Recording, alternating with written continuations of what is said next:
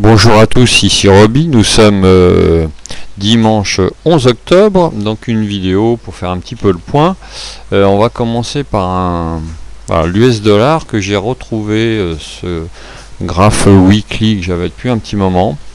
Et voilà, c'est assez étonnant, vous voyez, regardez, je pensais à un double top vers 12 000, pardon, 160 à peu près. Bon, ça a tourné avant. Est-ce qu'on va aller jusqu'à la fourchette, la médiane de la fourchette dans cette zone là, pourquoi pas, et après à voir ce que ça va donner. Donc vous voyez, hein, voilà, c'est pas mal, elle est assez fiable. Vous voyez, là on a, voilà, ce que j'aime bien dans les fourchettes, je suis pas encore une fois un spécialiste, mais ce que j'aime bien c'est quand la médiane, voilà, épouse, et tac on casse. Donc vous voyez, ça fait vraiment des points de résistance après des points de support qui marchent bien. Donc je trouve, j'ai remarqué que c'était souvent la pertinence de la fourchette dans ces cas là. Donc à voir si on va encore une fois taper ou si on va repasser au-dessus. Idem sur le graphe du DAX, alors là en mensuel, mais bon voilà, il y a deux fourchettes. Donc vous voyez, on me taquinait un peu la semaine dernière gentiment sur YouTube en disant que j'étais à contre-courant en étant en bulle. Bon bah moi écoutez, je veux bien, je vois pas pourquoi on serait bear là-dessus, hein, c'est toujours du bulle, hein. Tant qu'on casse pas cette fourchette là, si on la casse, j'aurai aucun état d'âme à penser beurre jusqu'à celle-là, où il y a beaucoup qui attendent pour reprendre long. Je sais qu'il y a beaucoup qui voudraient que ça descende plus bas. Bon bah écoutez, pourquoi pas, moi je suis pas un spécialiste, du long terme, je vois que pour l'instant, voilà, moi je suis toujours dans ce canal là, ça monte, on verra. L'objectif pour moi en mensuel, c'est déjà voilà, vers 10 250, 10 260 la Kijun en mensuel. Après voilà, on verra comment ça se passe. Donc ça c'est pas mal à faire sur toutes les paires du forex d'ailleurs. Allez voir en début de semaine, moi je le fais pas spécialement partout, mais en début de semaine je me mets en weekly, je regarde, et puis s'il y a des, voilà, par exemple s'il y a des lignes qui ont l'air bien horizontales, voilà, et j'ai pas de, voilà, vous voyez, je vais la mettre pour la semaine. Donc là j'ai enlevé tout celle de la semaine dernière et j'ai pas encore commencé, donc je voulais vous montrer. Voilà, tac, j'en ai une belle ligne là-haut. Après je redescends, effectivement, s'il faut aller voir en 1 heure, en daily, rien de spécial, en 4 heures. Voilà, on peut effectivement remettre une ligne en bas ici sur le 4 heures, des fois ça peut être pas mal. Sur la Kijun, plutôt sur les Kijun, hein, généralement. On va mettre du rouge aussi, ou du noir ou du rouge, peu importe. Et après, quand on arrive dessus, voilà, des fois je cherche à quoi ça correspond, mais ça peut me donner des bonnes entrées, des bonnes sorties, si ça correspond à mes points, par exemple en H2. Voilà, donc on regarde, vous voyez, en bas, donc on serait dans cette zone-là, ça correspond pour lundi à une résistance, un R1 en bas, bon, pourquoi pas. Et puis en haut, voilà, on est un petit peu dans cette zone là, mais voilà, donc ça peut vous cadrer et puis vous trader dedans. Donc à savoir que pour l'instant la grosse résistance elle est là, donc à la limite celle là peut-être je vais la mettre en pointillé pour savoir que voilà, c'est du 4 heures, donc c'est moins fort que, on va dire, que le weekly qui est là-haut.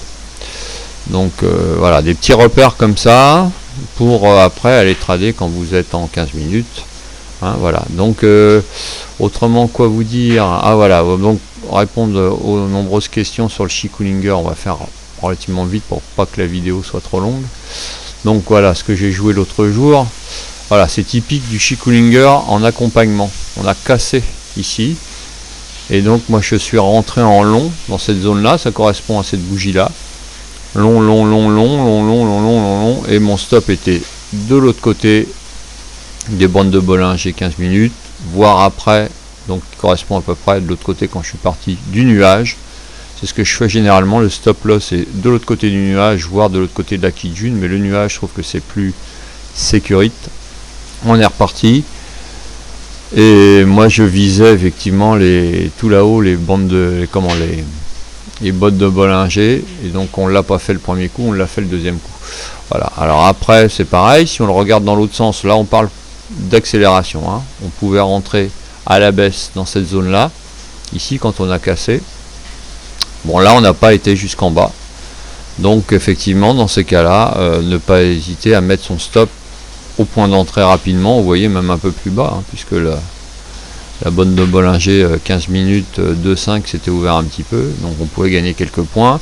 Ou autrement, ne pas hésiter. Donc sur les 10 lots, moi que je prends, j'en déboucle au fur et à mesure, hein. Même à la montée, j'ai pas tout débouclé les 10 lots là-haut, bien entendu. J'ai débouclé 5 lots, 2 lots, enfin bref, voilà. Et après stop à 0 dès que je déboucle la première partie. C'est important ça. Voilà, donc sur les Chikulingers d'accompagnement, je le joue une série de 10, voire de 2, enfin 2 trades maxi. Hein, et je mets le stop de l'autre côté car il y a un peu plus de risque. Pardon. Et on peut mettre évidemment un stop plus large. Mais par contre le gain estimé est pas mal. Donc ceux qui n'aiment pas jouer en reverse, voilà, servez-vous de celui-là, hein. Après celui-là, souvenez-vous, on a plus de temps, donc on visualise la zone par exemple qu'on veut attaquer, hein. Voilà, imaginons qu'on est là. Alors soit l'idéal c'est d'attendre effectivement d'attendre la bougie d'après, mais pour voilà, si on ne veut pas louper trop de déparage, on a mis la ligne en 15 minutes et puis après on revient, on voit ce que ça donne en 5 minutes. Voilà, on est dans cette zone là et donc voilà, on pouvait partir effectivement, voilà, dès que les prix cassaient cette zone là, voilà, tac, là à la montée ici, voilà, et donc voilà, vous voyez ici on pouvait, et donc si le stop est de l'autre côté, voilà, ça pas de problème, on pouvait monter jusqu'en haut et partir donc un tout petit peu plus tôt, on n'était pas obligé d'attendre les 15 minutes. Voilà par exemple. Bon, pour le reverse maintenant, alors le reverse, donc faites bien attention, reverse, prenez des petits lots en fonction de votre capital, quitte à pouvoir aller jusqu'à 10 voire 20 maximum, ou 10 lots, donc ça peut être des micro lots, 10 micro lots en fonction de votre capital, bien évidemment, mais pensez toujours, je peux travailler la zone. Alors il y a certains qui vont me dire que c'est du Moyen-Âge à la baisse, peut-être, hein, techniquement, mais dans votre tête, dites-vous bien que voilà, vous êtes en train de préparer une zone, donc à savoir, servez-vous en plus de la bande de Bollinger 15 minutes par rapport aux autres bandes de Bollinger, et aussi de la Kijun qui casse ou qui casse pas. Vous voyez là, on casse à la hausse, donc faites attention quand ça casse la troisième à la hausse, il y a souvent une belle accélération, donc attendez un petit peu d'être vraiment sur des excès, c'est-à-dire au moins la bande de Bollinger de 5. Voilà, et encore plus quand la 15 minutes dépasse. Et là on va jouer 3 pips, 4 pips, 5 pips maximum de gain.